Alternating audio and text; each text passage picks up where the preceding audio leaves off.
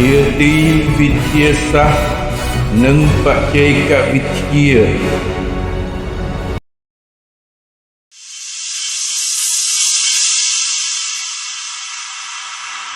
បច្ចេកវិទ្យា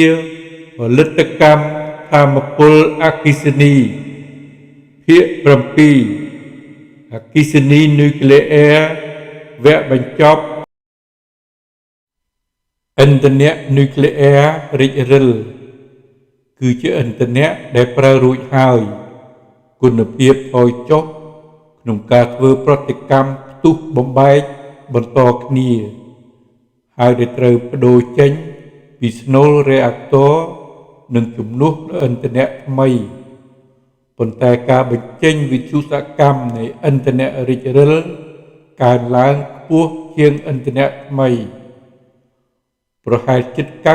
96% នៃរូបធាតុដែលមាននៅក្នុងឥន្ធនៈរិចរិលត្រូវប្រមូលយកនិងប្រើប្រាស់សារជាថ្មីតាមរយៈប្រតិបត្តិកម្មនិងកែច្នៃឡើងវិញនៅពេលចាក់ចេញពីរេអាក់ទ័រឥន្ធនៈរិចរិល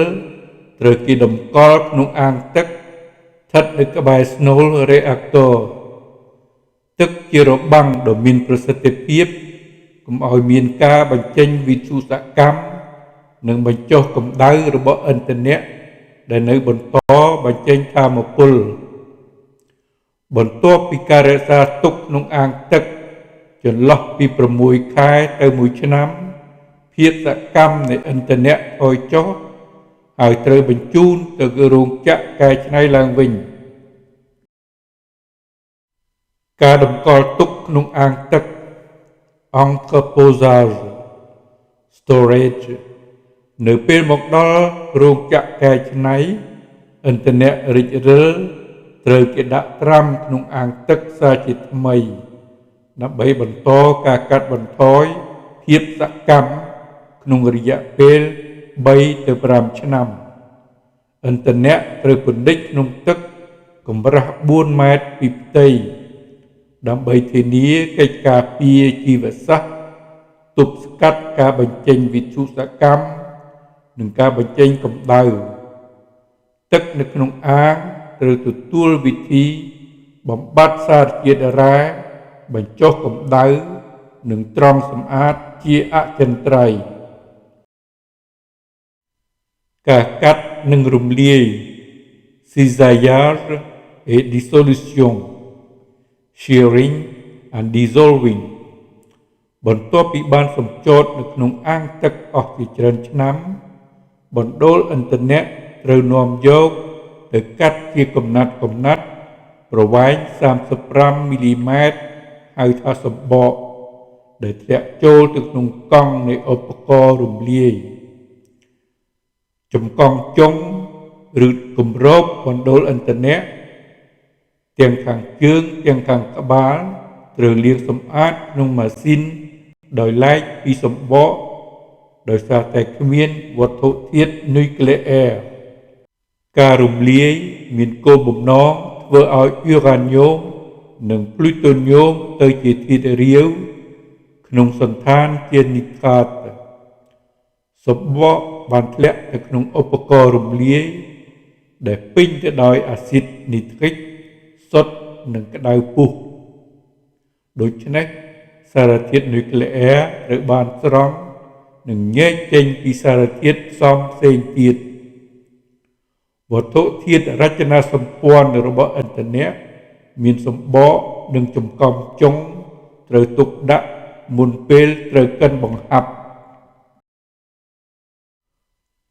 ប្រព្រឹត្តកម្មឧស្ម័ននិងដំណាកម្ម traitement des gaz et clarification gas treatment and clarification សារជាតិឧស្ម័នដែលផុសចេញពីការរំលាយត្រូវទទួលប្រព្រឹត្តកម្មលាងនិងត្រងសម្អាត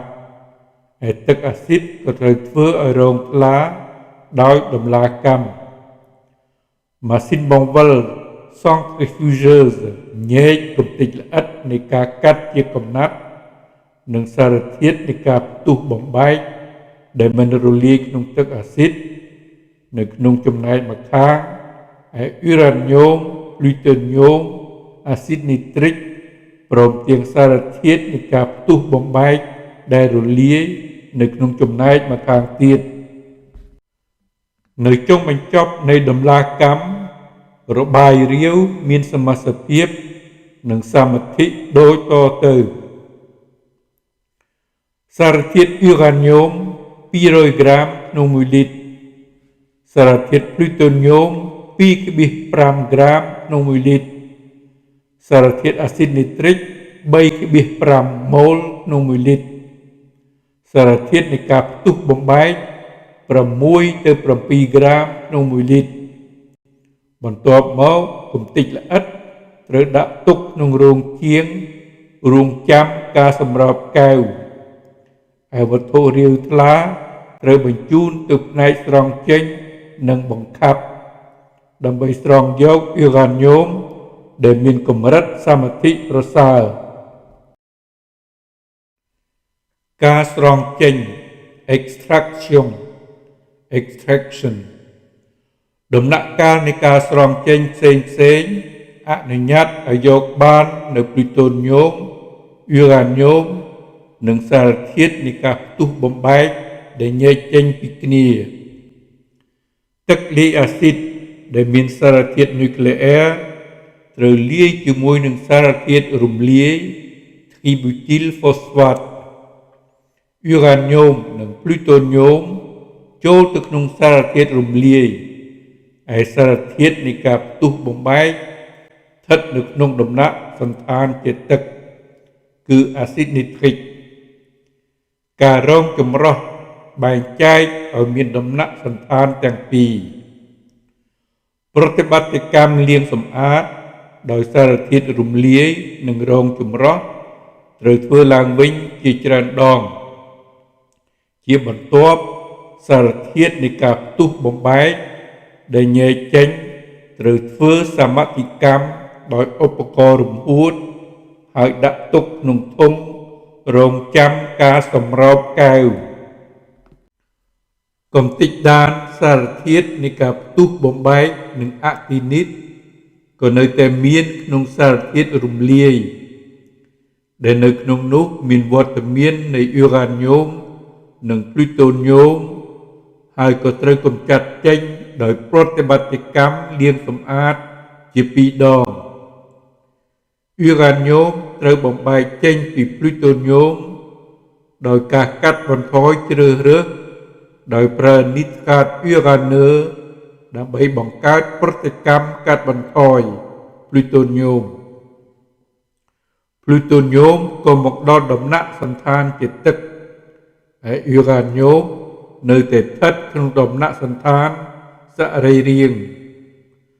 សមាសធាតុទាំងពីរអាចត្រូវចែកចេញពីគ្នាដោយសារឧបករណ៍លាយនិងរងចម្រោះព្រមទាំងឧបករណ៍អង្រួនអ៊ុរ៉ាញ៉ូមត្រូវធ្វើសមាធិកម្មដោយឧបករណ៍រំហួតបន្ទាប់មកទៀតអ៊ុរ៉ាញ៉ូមនិងប្លូតូញ៉ូមត្រូវបញ្ជូនទៅបន្ទប់បន្សុទ្ធកម្ម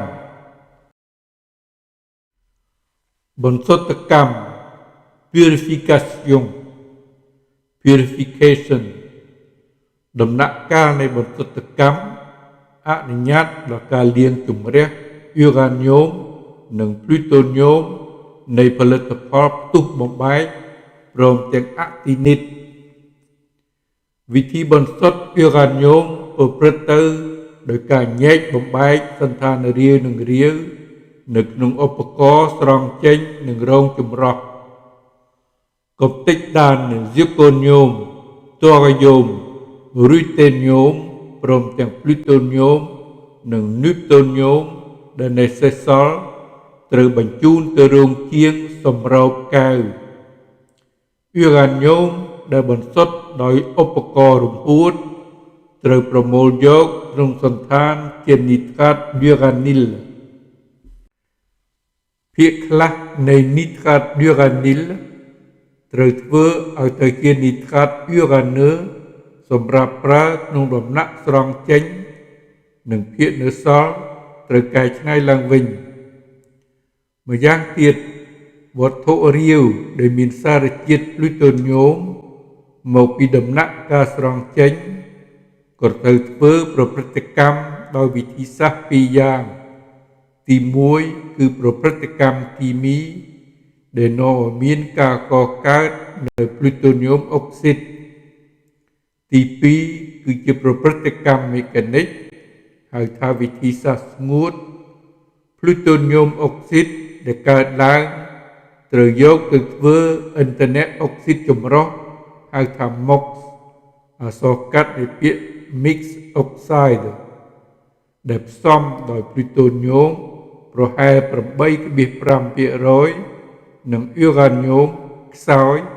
91.5%កាកសំណល់ដែលផ្ដាច់ចេញតាមដំណាក់កាលនៃប្រព្រឹត្តកម្មឥន្ធនៈនុយក្លេអ៊ែររីករិលមានសំណល់នៃការផ្ទុះបំបែកអគ្គិនិតសំណល់នៃវត្ថុធាតុរចនាសម្ព័ន្ធបង្គំឥន្ធនៈត្រូវដាក់ចូលក្នុងធុងសំណល់ជាបន្តបន្ទាប់គ្រប់ពេលដែលត្រូវបែកចេញពីអ៊ូរ៉ាញ៉ូមនិងភ្លូតូញ៉ូមតាមវិធីសាស្ត្រនៃការដាក់ទុកវិធីសម្រូបកែវ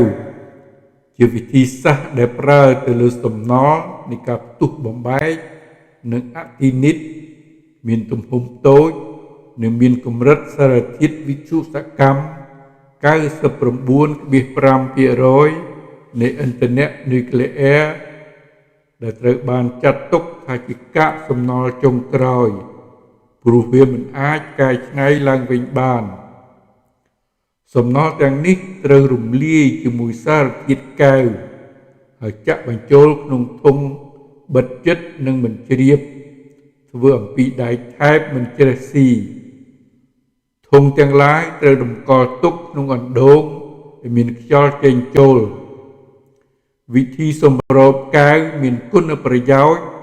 ដោយសារធាតុកែវមានលក្ខណៈមិនរលាយក្នុងទឹកនិងមាននិច្ចចលភាពនៅពេលប៉ះពាល់ជាមួយវត្ថុធាតុរូបវន្តនិងគីមីធម្មជាតិម្យ៉ាងទៀតធុងកែវមានជីវិតគង់វង្សពី 100,000 ទៅ 10 លានឆ្នាំវិធីកិនបង្ហាប់វិធីនេះត្រូវប្រើចំពោះសម្បកនិងចង្កំចុងដែលបានមកពីការកាត់បណ្ដុលឥន្ធនៈជាកំណាត់គឺគេសង្កត់ឲ្យណែនហើយដាក់ក្នុងធុងដែលមានលក្ខណៈដូចគ្នានឹងធុងដែលប្រើក្នុងវិធីសាស្ត្រសម្រូបកែវសំណល់នុយក្លេអ៊ែរយោងតាមកម្រិតវិទ្យុសកម្មនិងអាយុកាលសំណល់នុយក្លេអ៊ែរចែកជាពីរក្រុម1សំណល់អាយុខ្លីគឺជាសំណល់មកពីប្រតិបត្តិកម្មការថែទាំនិងការរុះរើរោងចក្រនុយក្លេអ៊ែរមានតម្រង់គ្រឿងបន្លាស់ឧបករណ៍ប្រើប្រាស់កម្ទេចថ្មជាដើមមានបរិមាណស្មើនឹង 90% នៃទំហំសរុបសំណល់វិទ្យុសកម្មហើយមានបន្ទុក 0.1% នៃវិទ្យុសកម្មទាំងមូលសំណល់ទាំងឡាយត្រូវសង្កត់បំពាធដាក់ក្នុងធុងដែកថែបឬចាក់បេតុងសម្រាប់ការដឹកជញ្ជូនយកទៅតម្កល់ក្នុងបន្ទប់មានជញ្ជាំងបេតុងនៃស្ថានីយ៍សន្និធិក្នុងរយៈពេលប្រហែល31ឆ្នាំសំណល់អាយុខ្លីបាត់វិទ្យុសកម្មពាក់កណ្ដាលហើយក្លាយជាអសកម្មស្ទើរទាំងស្រុងក្នុងរយៈពេល300ឆ្នាំ2សំណល់អាយុវែងគឺភាគច្រើនជាឥន្ធនៈរិចរិលដែលទទួលប្រតិបត្តិកម្ម 95% ត្រូវបានកែច្នៃក្នុងទម្រង់ជាឥន្ធនៈថ្មីដែលអាចយកទៅប្រើប្រាស់នៅក្នុងរីអាក់ទ័រឡើងវិញចំណែកឯ 5% ទៀតត្រូវបន្លាយជាសំណល់ចុងក្រោយហើយត្រូវសម្រូបកែវនិងតម្កល់ទុក ប្រភេទនេះមានបរិមាណស្មើនឹង 10% នៃសារពើភ័ណ្ឌកាកសំណល់វិទ្យុសកម្មសរុបនិងមានបន្ទុក 99.9% នៃវិទ្យុសកម្មសរុបក្នុងរយៈពេលប្រហែលលើសពី31ឆ្នាំ សំណល់អាយុវែងបាត់ភាពវិទ្យុសកម្មខ្លះហើយនៅមានភាពសកម្មក្នុងរយៈពេលជាង300ឆ្នាំ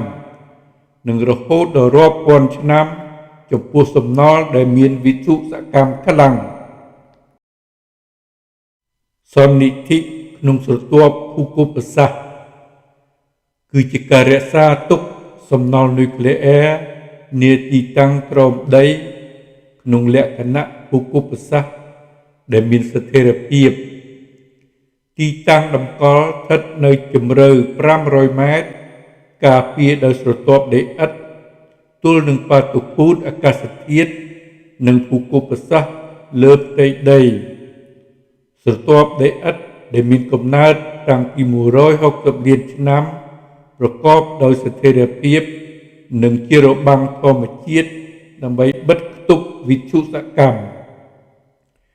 វាជាការពិតថ្មស្រូបយកទឹកដែលជាប់នៅក្នុងរន្ធតូចៗដោយឆ្អែតឆ្អន់ដូច្នេះទឹកមានចលនាតិចតួចហើយរារាំងចំណាក់ទីតាំងនៃសារធាតុវិទ្យុសកម្មសារធាតុនេះក៏ត្រូវបង្ខាំងដោយជញ្ជាំងរន្ធល្អិតៗថែមទៀតដោយសារតែវត្តមានបន្ទុកអគ្គិសនីមានតែសារធាតុវិទ្យុសកម្មដែលមានភាពចល័តខ្លាំងបំផុតទើបអាចធ្វើចលនាយឺតប៉ុន្តែកម្លាំងវិទ្យុសកម្មនឹងត្រូវអូនថយតាមពេលវេលាថ្វីត្បិតតែដីឥដ្ឋគឺជារបាំងដ៏សំខាន់សម្រាប់រយៈពេលវែងទីតាំងក៏មានជញ្ជាំងបេតុងហើយសំណល់ដែលមានវិទ្យុសកម្មខ្ពស់ក៏ត្រូវបានបិទគប់ដោយសារសម្របកែវនិងធុងដែកថែបមិនជ្រេះស៊ីផងដែរការសាយភាយវិទ្យុសកម្មមានកម្រិតទាបជាទីបំផុតដូច្នេះគ្មានការប៉ះពាល់ដល់បរិស្ថានឡើយការបិទបញ្ឈប់នៃការកកាយយករ៉ែស្ថានភាពសេដ្ឋកិច្ចឬតម្រូវការប្រតិបត្តិកម្មអាចនឹងកើតមានដែលនាំឲ្យស្ថានីយរ៉ែត្រូវបិទជាបណ្ដោះអាសន្នការបិទជាអចិន្ត្រៃយ៍អាចកើតឡើងនៅពេលដែលអស់ធនធានរ៉ែបម្រុងឬការទាញយកលែងមានទិន្នផលផ្នែកសេដ្ឋកិច្ចតទៅទៀតទោះក្នុងករណីណាក៏ដោយសំណល់និងកាកសំណល់ត្រូវតែគ្រប់គ្រងដើម្បីកាត់បន្ថយការថែទាំនិងការត្រួតពិនិត្យរយៈពេលវែងការទប់ស្កាត់និងការសាយភាយគ្រប់បែបនៃសារធាតុពុលដល់ដែនទឹកនិងដែនដីជាកង្វល់ចម្បងក្នុងការគ្រប់គ្រងកាកសំណល់សារធាតុវិទ្យុសកម្មជាពិសេសបន្ទាប់ពីការបិទអណ្ដូងរ៉ែយូរ៉ាញ៉ូមការអភិវឌ្ឍទីតាំងរណ្ដៅបើកចំហកាកសំណល់នៃការកកាយរ៉ែយូរ៉ាញ៉ូមត្រូវរក្សាទុកនៅលើបរិវេណទីតាំង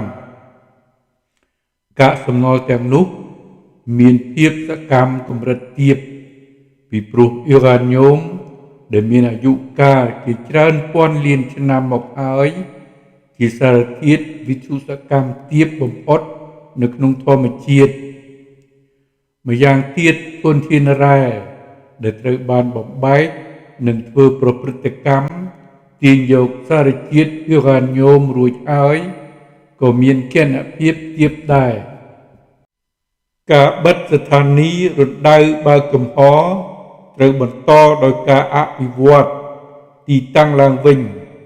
កាកសំណល់ត្រូវគ្របដណ្ដប់ដោយស្រទាប់ដីអសកម្មហៅថា sterile ឬស្រទាប់ដីឥដ្ឋដើម្បីការពារកុំឲ្យមានការរីករាលដាលដោយទឹកចម្រោះ ការគ្របដណ្ដប់នេះក៏ជារបាំងខ្ទប់ការបញ្ចេញកាំរស្មីហ្គាម៉ាការបំភាយឧស្ម័នរ៉ាដុងនិងជៀសវាងការបង្ហើរធូលីដល់ការដកដង្ហើមហើយអាចឲ្យយើងប្រគល់ទីតាំងកកាយជូនធម្មជាតិវិញដោយសុវត្ថិភាពម្យ៉ាងទៀតរណ្ដៅបើកកំហក៏អាចកែប្រែឲ្យទៅជាបឹងសញ្ជ័យទឹកផងដែរការបិទបញ្ឈប់អណ្ដូងរ៉ែយូរ៉ាញ៉ូមជាផែនការដែលត្រូវរួមបញ្ចូលនៅកត្តាបរិស្ថានសង្គមគិច្ចនិងសេដ្ឋកិច្ចគេត្រូវចាត់ទុកជាចាំបាច់ថាផែនការបិទបញ្ឈប់ជាចំណែកមួយនៃសកម្មភាពក្នុងផលិតកម្មយូរ៉ាញ៉ូមបណ្ដាញរូងក្រោមដីត្រូវបិទដោយចាក់បំពេញនៅដីអសកម្មក្នុងអណ្ដូងរ៉ែទាំងស្រុងឬដោយគ្រាន់តែបិទមាត់រូងវិធានការទាំងនេះគឺដើម្បីកុំឲ្យមានការលួចចូលទៅក្នុងរូងនិងជាកិច្ចការពារកុំឲ្យទឹករបាយវិទ្យុសកម្មលេចចេញមកខាងក្រៅដែលអាចបង្កហានិភ័យដល់ការដកដង្ហើមអណ្ដូងរ៉ែយូរ៉ាញ៉ូមអាចបង្កប់នៅលោហៈធាតុធ្ងន់ដែលបង្កហានិភ័យគីមីដូចជាសំណដែលអាចជ្រៀតចូលទៅក្នុងបរិស្ថានតាមចរន្តផ្លូវទឹកជាដើមក្រៅពីការរៀបចំសម្ភារៈត្រូវមានវិធានការគ្រប់គ្រងសង្គមគិច្ចនៃពលករដូចជាប្រាក់បំណាច់សុខភាពប្រាក់បំណាច់បាត់បង់ការងារជាដើមក្នុងវិស័យសេដ្ឋកិច្ចក៏ត្រូវមានគម្រោងចំណាយក្នុងកម្មវិធីបិទបញ្ឈប់អណ្ដូងរ៉ែវិទ្យុសកម្មធម្មជាតិចាប់តាំងពីការកកើតនៃប្រព័ន្ធព្រះអាទិត្យប្រហែល4ឬ5000លានឆ្នាំមុនភពធរណីរបស់យើង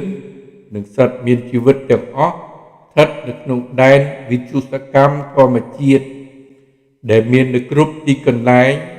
និងកើតចេញពីកាំរស្មីលោកធាតុឬកាំរស្មីកូស្មិកមកពីព្រះអាទិត្យនិងហ្គាឡាក់ស៊ីដែលបង្កើតអាតូមវិទ្យុសកម្មជាអចិន្ត្រៃយ៍មានធ្រីស្យូមឬកាបូន14ពីផែនដីខ្លួនឯងគឺពីថ្មដែលផ្ទុកអាតូមវិទ្យុសកម្មមកពីធម្មជាតិដូចជាអ៊ុរ៉ាញ៉ូម238ប៉ូតាស្យូម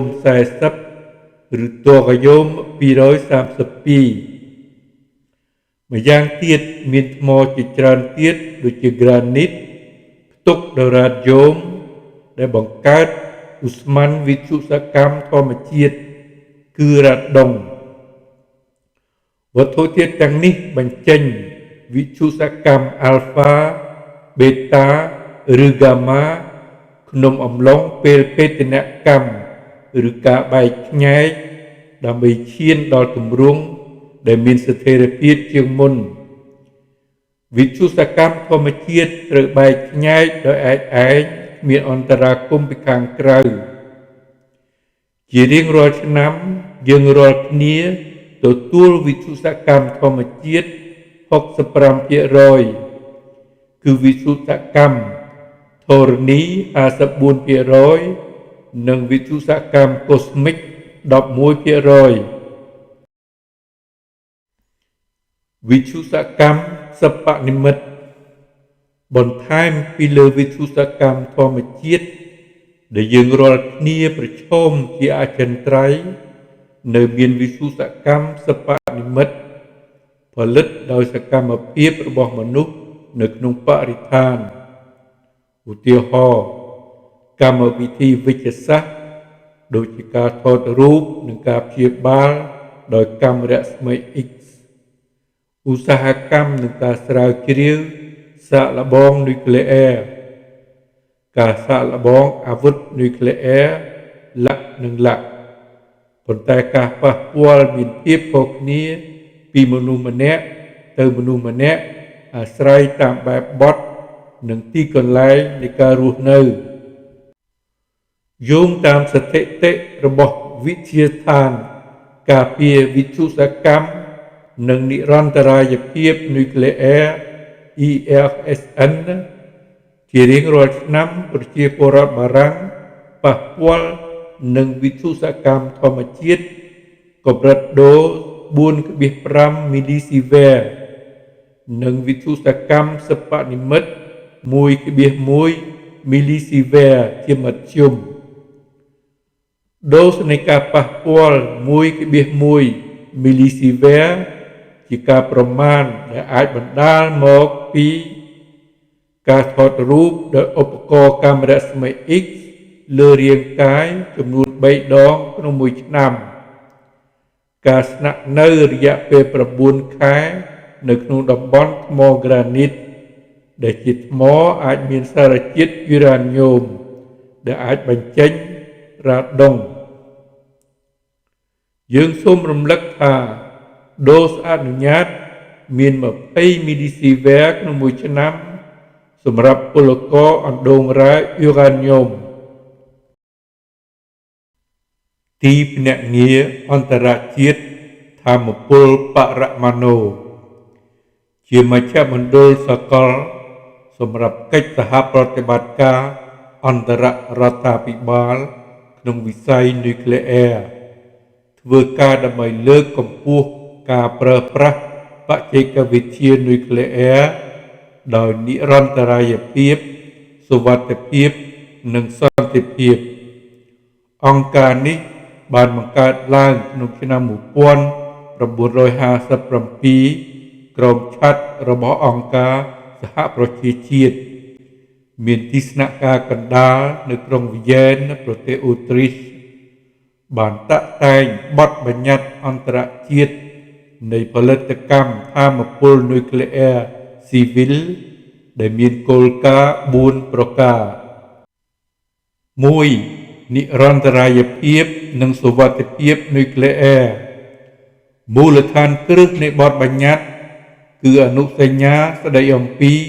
និរន្តរាយភាពនុយក្លេអ៊ែរគោលបំណងរដ្ឋភាគីបដិញ្ញាបង្កើតនិងរក្សាក្របខ័ណ្ឌនៃបទបញ្ញត្តិជាតិដ៏រឹងមាំនិងធានាកម្រិតខ្ពស់នៃនិរន្តរាយភាពនៅក្នុងរោងចក្រនុយក្លេអ៊ែរស៊ីវិលរៀងៗខ្លួនមានការជ្រើសរើសទីតាំងការរចនាការសាងសង់ប្រតិបត្តិកម្មជាដើមយន្តការអនុសញ្ញាស្តីអំពីនិរន្តរាយភាពនុយក្លេអ៊ែរពឹងផ្អែកលើការពិនិត្យឡើងវិញជាមួយប្រទេសដៃគូចែករំលែករបាយការណ៍ជាតិនិងពិភាក្សាអំពីប្រសិទ្ធភាពនៃការអនុវត្តនិរន្តរាយភាព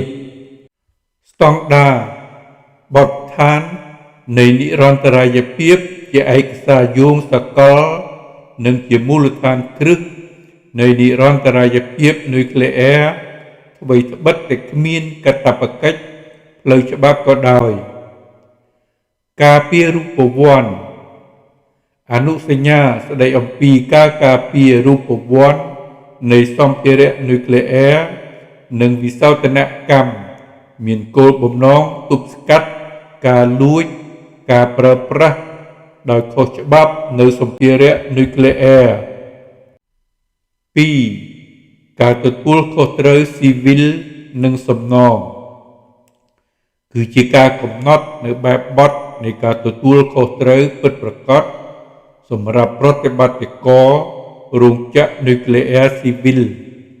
ដើម្បីធានាបាននូវសំណងរហ័សនិងយុត្តិធម៌សម្រាប់ជនរងគ្រោះ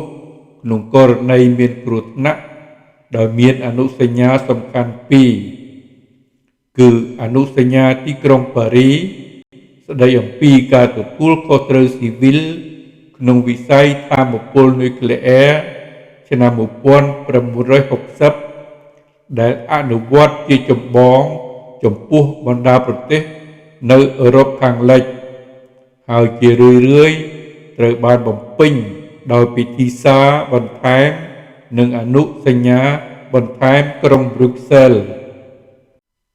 អនុសញ្ញាក្រុងវីយ៉ែនស្ដីអំពីការទទួលខុសត្រូវស៊ីវិលចំពោះការខូចខាតនុយក្លេអ៊ែរឆ្នាំ1963និងបានធ្វើវិសោធនកម្មនៅឆ្នាំ1997បានបង្កើតស្តង់ដារអបបរមាសម្រាប់ការពារហិរញ្ញវត្ថុឆ្លើយតបនឹងការខូចខាតដែលបណ្ដាលមកពីការប្រើប្រាស់ថាមពលបរមាណូដោយសន្តិភាព 3. ការមិនរីកសាយភាយនុយក្លេអ៊ែរសន្ធិសញ្ញាស្ដីអំពីការមិនរីកសាយភាយនុយក្លេអ៊ែរជាឧបករណ៍សំខាន់មានគោលបំណងសំដៅការទប់ស្កាត់ការរីករាលដាលនៃអាវុធនុយក្លេអ៊ែរគឺធានាថាការប្រើប្រាស់បច្ចេកវិទ្យានុយក្លេអ៊ែរស៊ីវិលសម្រាប់តែបុព្វហេតុសន្តិភាពកិច្ចធានាទីភ្នាក់ងារអន្តរជាតិថាមពលបរមាណូមានសមត្ថកិច្ចអនុវត្តការត្រួតពិនិត្យនិងឃ្លាំមើលដើម្បីបញ្ជាក់ថាវត្ថុធាតុនិងសម្ភារៈនុយក្លេអ៊ែរស៊ីវិលមិនត្រូវបានបង្វែរទៅក្នុងគោលបំណងយោធាទេពិធីសារបន្ថែមលើសន្ធិសញ្ញាស្ដីអំពីការមិនរីកសាយភាយអាវុធនុយក្លេអ៊ែរបានពង្រឹងអំណាចត្រួតពិនិត្យរបស់ទីភ្នាក់ងារអន្តរជាតិថាមពលបរមាណូ 4. ការគ្រប់គ្រងកាកសំណល់និងស្ថានភាពអាសន្ន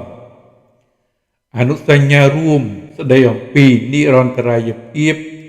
នៃការគ្រប់គ្រងឥន្ធនៈរិចរិលនិងការគ្រប់គ្រងកាកសំណល់វិទ្យុសកម្មគឺជាឧបករណ៍នៃច្បាប់អន្តរជាតិដំបូងដែលត្រូវដោះស្រាយជាពិសេសនៅបញ្ហាទាំងពីរអនុសញ្ញាសង្គ្រោះបន្ទាន់គឺអនុសញ្ញាស្ដីអំពីវិញ្ញត្តិដោយរហ័សនៃគ្រោះថ្នាក់នុយក្លេអ៊ែរនិងអនុសញ្ញាស្ដីអំពីកិច្ចសង្គ្រោះក្នុងករណីមានគ្រោះថ្នាក់នុយក្លេអ៊ែរឬស្ថានភាពអាសន្នវិទ្យុសកម្មរៀបចំកិច្ចប្រតិបត្តិការអន្តរជាតិជាបន្ទាន់ក្នុងករណីមានវិបត្តិជាសរុបក្របខ័ណ្ឌបទបញ្ញត្តិអន្តរជាតិទាំងនេះតម្រូវឲ្យរដ្ឋនានាបង្កើតប្រព័ន្ធបទបញ្ញត្តិជាតិយ៉ាងតឹងរ៉ឹងក្រោមការត្រួតពិនិត្យនិងដោយមានការណែនាំរបស់ទីភ្នាក់ងារអន្តរជាតិថាមពលបរមាណូដើម្បីធានាថាថាមពលនុយក្លេអ៊ែរស៊ីវិលត្រូវបានប្រើប្រាស់ក្នុងលក្ខណៈនិរន្តរភាពសុវត្ថិភាពនិងសន្តិភាពទាំងស្រុងអភិវឌ្ឍនភាពនៃរេអាក់ទ័រករេអាក់ទ័រនុយក្លេអ៊ែរចំនួនទី1រួមមានគំរូដើមនិងរេអាក់ទ័រទ្រង់ទ្រាយឧស្សាហកម្មដំបូងដែលលេចជារូបរាងនៅទសវត្សរ៍ឆ្នាំ1950និង1960នៅគ្រាដំបូងវិធីចម្រើនធាតុនៅពុំទាន់អនុវត្តជាទូទៅនៅឡើយគឺគេប្រើអ៊ុរ៉ាញ៉ូមធម្មជាតិសុទ្ធសាធសពថ្ងៃរេអាក់ទ័រចំនួនទី1ត្រូវបានរុះរើឈប់ប្រើអស់ទៅហើយខរេអាក់ទ័រនុយក្លេអ៊ែរចំនួនទី2ចាប់ផ្ដើមបម្រើការតាំងពីទសវត្សរ៍ឆ្នាំ1970ដែលផ្ដល់ដំណោះស្រាយចាំបាច់ក្នុងការប្រកួតប្រជែងក្នុងវិស័យថាមពលអំពីការរកឯករាជ្យភាពក្នុងបរិបទនៃសម្ពាធដ៏សំខាន់លើតម្លៃឥន្ធនៈហ្វូស៊ីលហៅថាវិបត្តិប្រេងកាតរេអាក់ទ័រចំនួនទី2នៅមានដំណើរការមកដល់ពេលបច្ចុប្បន្ន ហើយផ្គត់ផ្គង់ 11% នៃអគ្គិសនីពិភពលោកសុទ្ធសឹងជារេអាក់ទ័ររឹងមាំមិនងាយខូចហើយដែលជាទូទៅប្រើទឹកធម្មតាជាសន្តានីក្នុងអំឡុងពេលនេះគំរូរេអាក់ទ័រនៅត្រង់រហ័សឬ Super Phoenix បានត្រូវកសាងនិងមានដំណើរការនៅឆ្នាំ1985រហូតដល់ឆ្នាំ1997នៅប្រទេសបារាំងរេអាក់ទ័រនុយក្លេអ៊ែរចំនួនទី3ដែលសពថ្ងៃកំពុងចាប់ផ្ដើមបន្តិចម្ដងក្នុងការបន្តវេនដោយសង្កត់ធ្ងន់លើបទបញ្ញត្តិអំពីនិរន្តរាយភាពនិងសុវត្ថិភាពរេអាក់ទ័រចំនួនទី3ទាញយកបទពិសោធន៍នៃប្រតិបត្តិកម្មនៃរេអាក់ទ័រចំនួនទី2ដូចជាមេរៀននៃគ្រោះមហន្តរាយនៅ Three Mile Island, Chernobyl និង Fukushima ក្នុងន័យនេះមានរេអាក់ទ័រ3ដែលបំពេញលក្ខណៈវិនិច្ឆ័យនៃបទបញ្ញត្តិគឺ1 EPR របស់បារាំងអាល្លឺម៉ង់កម្លាំង1650 មេហ្គាវ៉ាត់អគ្គិសនី2 AP1000 របស់អាមេរិកជប៉ុនកម្លាំង1000 មេហ្គាវ៉ាត់អគ្គិសនី3 RES 2006របស់រុស្ស៊ីកម្លាំង1200 មេហ្គាវ៉ាត់អគ្គិសនីរេអាក់ទ័រនុយក្លេអ៊ែរចំនួនទី4គម្រោងចំនួនទី4កំពុងស្ថិតនៅក្នុងការរចនាដែលនឹងអាចបញ្ចេញនៅតាមឧស្សាហកម្មនៅរវាងពាក់កណ្ដាលទី2នៃសតវត្សទី21បទរចនាផ្អែកលើគោលគំនិតដើមហៅថានៅត្រង់រហ័សមានដំណើរការដោយមានសីតុណ្ហភាពខ្ពស់ជាងមុនដែលជាលក្ខខណ្ឌនាំឲ្យមានការប្រើប្រាស់ឥន្ធនៈនុយក្លេអ៊ែរប្រកបដោយប្រសិទ្ធភាព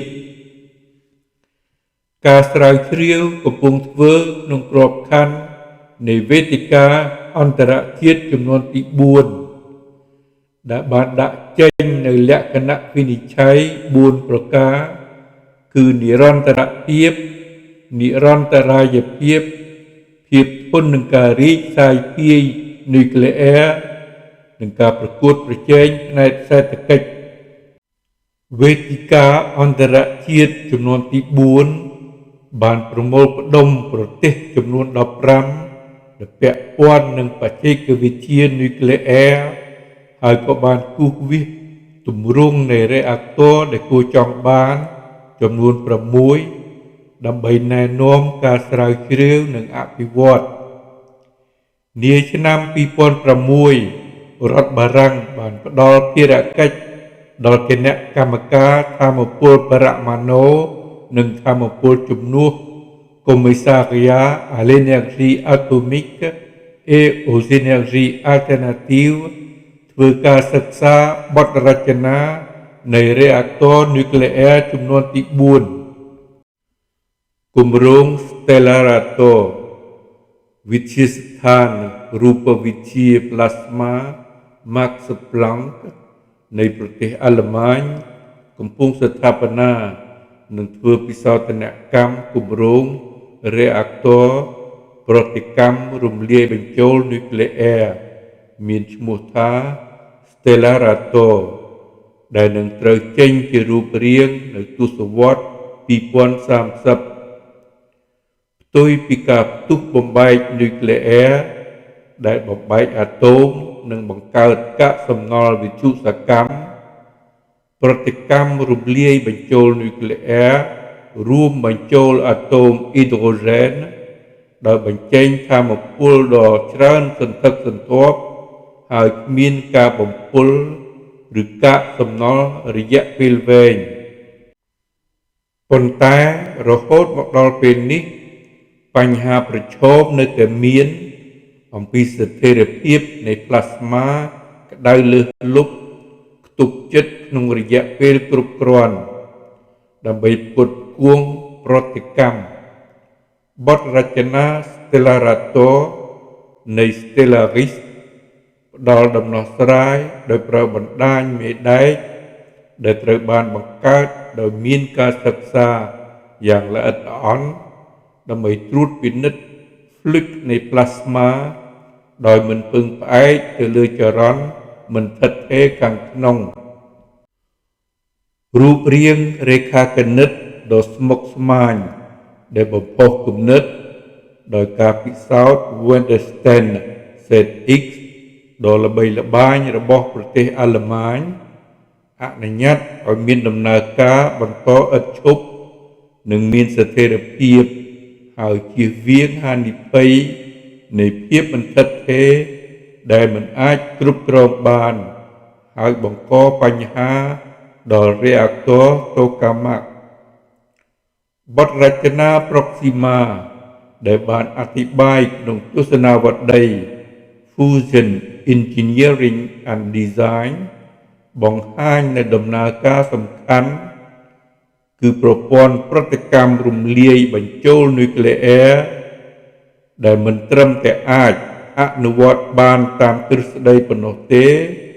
ប៉ុន្តែនាំឲ្យមានការវិវត្តពាណិជ្ជកម្មទៀតផងប្រសិនបើគម្រោងនេះទទួលជោគជ័យ Stellaris អាចផ្គត់ផ្គង់ថាមពលស្អាតស្ទើរតែគ្មានដែនកំណត់ដោយគ្មានការបំភាយសារធាតុកាបូនគ្មានសំណល់វិទ្យុសកម្មគ្មានហានិភ័យនៃប្រតិកម្មរំលាយបញ្ចូលជាពិសេសកែប្រែសក្តានុពលផលិតកម្មថាមពលអគ្គិសនីពិភពលោកនិងបញ្ចប់ការពឹងផ្អែកទៅលើឥន្ធនៈ fossil ជារៀងរហូតសូមអរគុណចំពោះការយកចិត្តទុកដាក់ស្ដាប់និងទស្សនានៅកម្រងឯកសារសុតទស្សន៍នេះដោយមេត្រីភាព